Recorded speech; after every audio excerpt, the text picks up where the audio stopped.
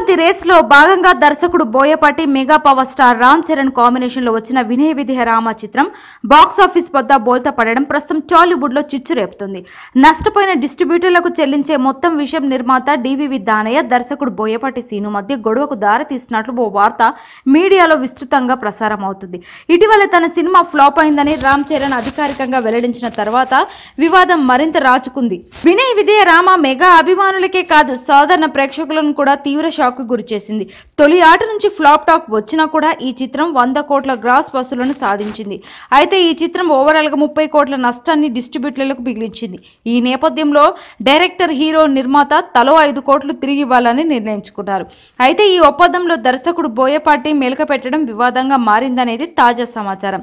నిర్మాత దానయ్య, హీరో రామ్ చరణ్ తలో 5 కోట్లు తిరిగి ఇచ్చేశారని, దర్శకుడి నుంచి రావాల్సిన 5 కోట్ల గురించి వాకప్ చేయగా తిరిగి ఇచ్చేది లేదని స్పష్టం చేయడంతో వారి మధ్య గొడవ జరిగినట్లు సమాచారం.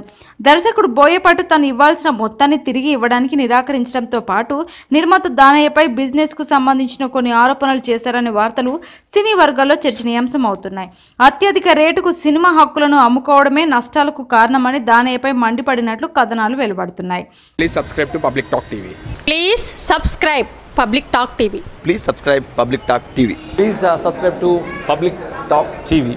Please subscribe Public Talk TV. Please subscribe to Public Talk TV. Please subscribe to Public Talk TV. Tell me pretty lies, look me in the face. Tell me that you love me, even if it's fake, 'cause I don't fucking care.